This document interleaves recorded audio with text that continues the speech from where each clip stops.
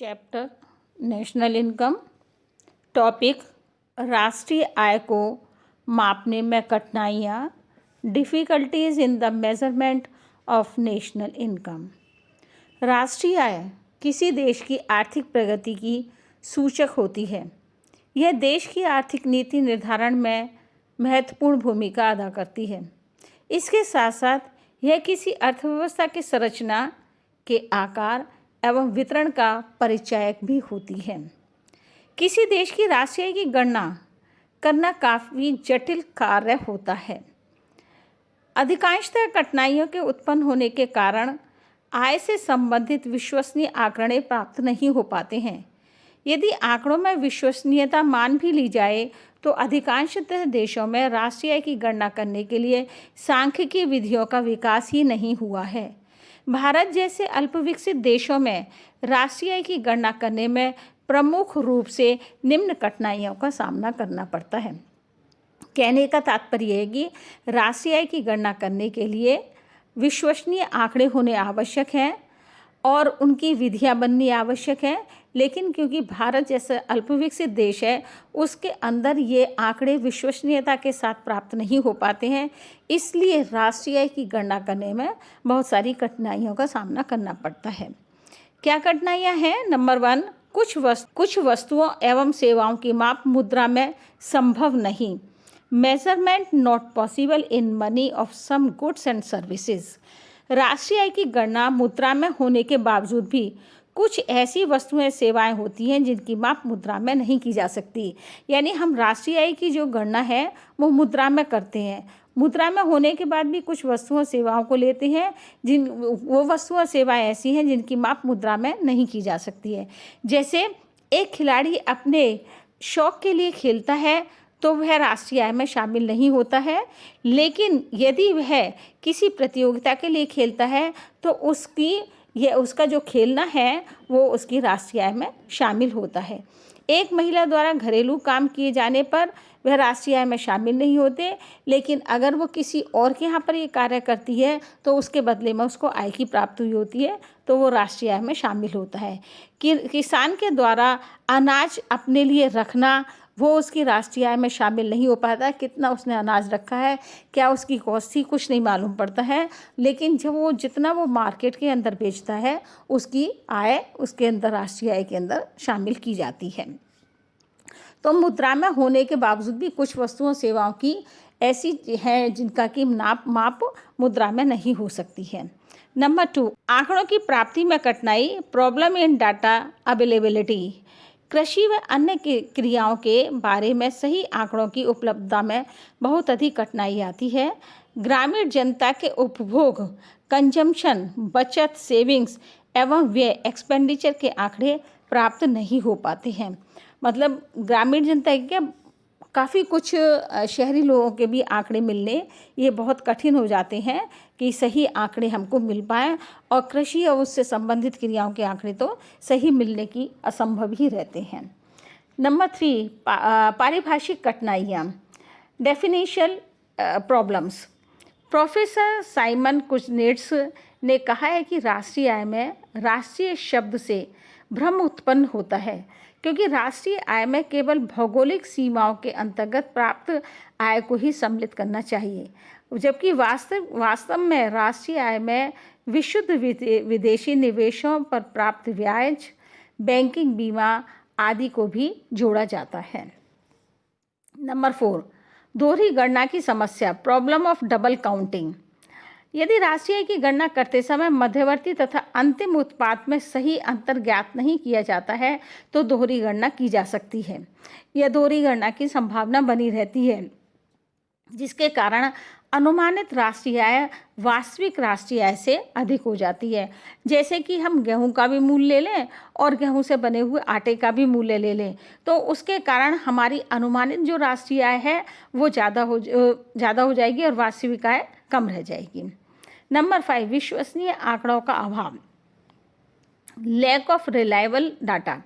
राष्ट्रीय आय की गणना करने में विभिन्न क्षेत्रों से संबंधित अधिकांश से समंक, अशुद्ध, अपर्याप्त, अविश्वसनीय तथा अपूर्ण होते हैं।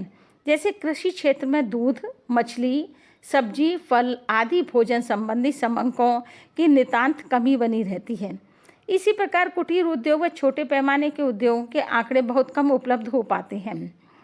भारतीय राष्ट्रीय आय कमेटी के अनुसार भारत में कृषि तथा अन्य लघु उद्योगों के या तो आंकड़े उपलब्ध नहीं होते हैं या अपूर्ण पाए जाते हैं। तो जो लघु कुटीर उद्योग हैं, जिनके अंदर दूध है, मछली है, सब्जी है, इस तरह की जो चीज़ें उत्पन्न करते हैं, बनाते हैं, उनके आंकड़े मिलना बहुत अधिक कठिन रहता है, और अगर मिल भी जाते हैं तो वो पूर्ण रूप से सही नहीं होते, अपूर्ण होते हैं। क्षेत्रीय विविधता, रीजनल डिस्पैरिटी। भारत एक अर्धविकसित विशाल देश है और यहाँ सामाजिक सांस्कृतिक रीति रिवाजों, भूमि, जलवायु, उत्पत्ति, खनिज, व्यवसाय तथा आय के अन्य स्रोतों के क्षेत्रीय अंतर बहुत अधिक पाए जाते हैं कि एक क्षेत्र की आय के आधार पर अन्य क्षेत्रों की आय का अनुमान नहीं लगाया जा सकता है, क्योंकि यहाँ पर मौसम है, जलवायु है, सामाजिक रीति रिवाज हैं, संस्कृति है। तो इन सब के कारण जो है वो जो अगर हम किसी एक चीज़ की का निर्धारण करते हैं तो वो हर एक क्षेत्र के ऊपर सही नहीं बैठता है कि एक क्षेत्र की आय का हम अनुमान लगा लें तो उस क्षेत्र की आय के आधार पर अन्य क्षेत्रों की नहीं लगाई जा सकती है। जैसे कि अपने इधर हम दिल्ली में देखें, गाज़ियाबाद के अंदर देखें तो यहाँ गर्मी बहुत ज़्यादा पड़ती है, लेकिन कुछ ऐसे हमारे जैसे पुणे है वहाँ पर गर्मी कम होती है, या जैसे हमारे यहाँ सर्दी बहुत ज़्यादा पड़ती है लेकिन बॉम्बे के अंदर सर्दी बहुत ही कम, ना के बराबर पड़ती है। तो हम एक जगह की आय के, एक क्षेत्र की आय के आधार पर दूसरे क्षेत्र की आय का अनुमान नहीं लगा सकते हैं। अशिक्षा, नंबर 7, अशिक्षित, अनएजुकेटेड। व्यक्ति अशिक्षित हैं और उदासीन हैं, इसके कारण वो अपनी आय का, व्यापार का और अन्य बातों से संबंधित सूचनाओं को बताने में हेजिटेट करते हैं, संकोच करते हैं। नंबर 8, नॉन मोनेटाइज सेक्टर या वस्तु विनिमय व्यवस्था, वाटर सिस्टम। भारत जैसे विकासशील देशों में विशाल अमौद्रिक क्षेत्र पाया जाता है। अधिकांश क्षेत्रों में वस्तु विनिमय प्रणाली प्रचलित है और बहुत सारा उत्पादन बाजारों में नहीं आता है और उसका मूल्य नहीं लगाया जा सकता है। जैसे किसान द्वारा अपनी उपज का कुछ भाग अपने उपभोग के लिए तथा कुछ भाग वस्तु विनिमय के लिए रख लेते हैं कि मेरे पास गेहूँ है, तुम्हारे पास चना है, तो हम ये आपस में विनिमय कर लेते हैं कि तुम मेरा गेहूँ ले लो और अपना चना हमको दे दो। इस प्रकार राष्ट्रीय आय के मापन में अमौद्रिक क्षेत्र का मूल्यांकन नहीं हो पाता है। 9, दोषपूर्ण व्यावसायिक वर्गीकरण, डिफेक्टिव ऑक्यूपेशनल क्लासिफिकेशन। अर्धविकसित देशों में जनसंख्या के पेशावर विभाजन के उचित समंक प्राप्त नहीं होते हैं। कई व्यक्ति एक साथ कई व्यवसाय में कार्य करते हैं, जैसे एक व्यक्ति टीचर भी है तथा खाली समय में खेती भी देखता है।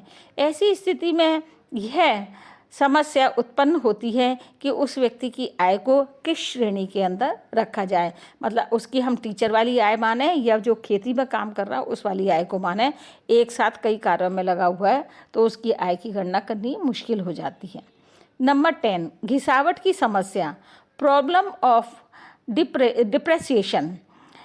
शुद्ध राष्ट्रीय आय ज्ञात करने के लिए कुल उत्पादन में से मूल्यह्रास को घटा दिया जाता है, किंतु मूल्यह्रास का अनुमान लगाना सरल नहीं है। कितनी घिसावट हुई, एक अगर मशीन की लाइफ 5 साल की है तो पहले साल के अंदर कितनी घिसावट हुई, उसमें दूसरे साल में कितनी घिसावट हुई, इसका मूल्यह्रास करना बहुत मुश्किल हो जाता है। इसके साथ साथ किसी मशीन का औसत जीवन कितना है, इसका अनुमान लगाना कठिन कार्य है। नंबर 11, गणना में अशुद्धियाँ, एरर्स इन कंप्यूटिंग। राष्ट्रीय आय की गणना एवं तुलना में कई प्रकार की अशुद्धियाँ पाई जाती हैं। सामान्यतः राष्ट्रीय आय चालू मूल्यों, करंट प्राइसेस पर मापी जाती है, किंतु अन्य वर्षों से तुलना करने के लिए इसे स्थिर मूल्यों में परिवर्तित करना पड़ता है। इसके लिए सूचकांकों की सहायता लेनी पड़ती है। सूचकांकों में कई दोष हैं जिसके कारण राष्ट्रीय आय में भी वही दोष आ जाते हैं। इसी प्रकार भिन्न भिन्न विधियों से गणना करने पर राष्ट्रीय आय के समंक भी अलग अलग होंगे, जिससे तुलनात्मक अध्ययन करना संभव नहीं होगा। 12, प्रशिक्षण एवं कुशल समंकों का अभाव, lack of trained and efficient एम्यूनरेट्स।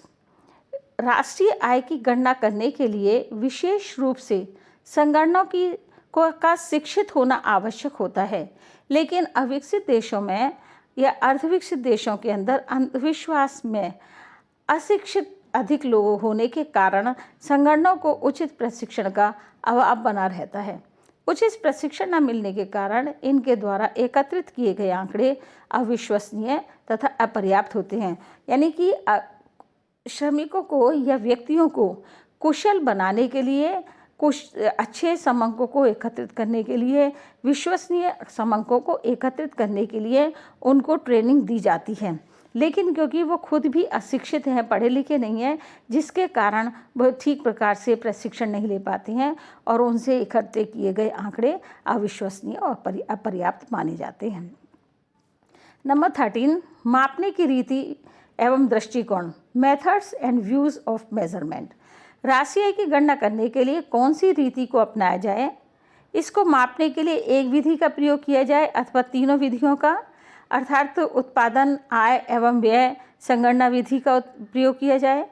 आर्थिक क्रियाओं के तीनों दृष्टिकोणों उत्पादन, वितरण एवं उपभोग में से किस दृष्टिकोण को अपनाया जाए, यह सब आर्थिक एवं सामाजिक परिस्थितियों पर निर्भर करता है। जैसे उत्पादन क्षमता को जानने के लिए उत्पादन विधि एवं कल्याण की दृष्टि से उपभोग दृष्टिकोण महत्वपूर्ण होता है। Number 14, income of foreign firms. एक समस्या विदेशी फर्मों से प्राप्त आय को किस देश की राष्ट्रीय आय में जोड़ा जाए। सामान्यतः विदेशी फर्मों की अर्जित आय उस देश की राष्ट्रीय आय में जोड़ी जाती है जहाँ विदेशी फर्म उत्पादन क्रिया में संलग्न हैं, अर्थात जहाँ वह उत्पादन करते हैं। अतः स्पष्ट है कि भारत में उत्पादन करने वाली विदेशी फर्म की अर्जित आय को भारत की राष्ट्रीय आय में ही जोड़ा जाता है। नंबर 15, कीमतों में परिवर्तन के कारण कठिनाई, problem of changes in prices. राष्ट्रीय आय की गणना में मुद्रा की माप को महत्व दिया जाता है, किंतु कीमतों में परिवर्तन के कारण राष्ट्रीय आय को सही गणना नहीं की हो पाती है। यदि कीमतों में वृद्धि होती है तो राष्ट्रीय आय अधिक रिकॉर्ड की जाती है, भले ही उत्पादन में कमी आई हो। इसलिए इस समस्या को हल करने के लिए वास्तविक राष्ट्रीय आय की धारणा को विकसित किया गया है। यानी कि क्या कह रहे हैं कि राष्ट्रीय आय की जो गणना है वो मुद्रा में उसका महत्व ज़्यादा होता है, लेकिन कीमतों में कभी कभी जब परिवर्तन होते हैं तो परिवर्तन के कारण राष्ट्रीय आय को सही मापना मुश्किल हो जाता है, क्योंकि कीमतों में वृद्धि हुई है उसके कारण राष्ट्रीय आय तो ज़्यादा दिखाई दे रही है, लेकिन वास्तविक रूप में उत्पादन में कमी आई है। इसलिए इस समस्या को हल करने के लिए वास्तविक राष्ट्रीय आय की धारणा को विकसित किया गया है। 16, सार्वजनिक सेवाएं, पब्लिक सर्विसेज। राष्ट्रीय आय में कुछ ऐसी सार्वजनिक सेवाओं का भी समावेश किया जाता है जिनका सही आंकलन करना संभव नहीं है, जैसे मिलिट्री सेवाएं, डिफेंस सर्विसेज, क्योंकि इनकी सेवाएं युद्ध के समय ही सक्रिय होती हैं, इसलिए इनकी सेवाओं का मौद्रिक मूल्यांकन करना संभव नहीं है।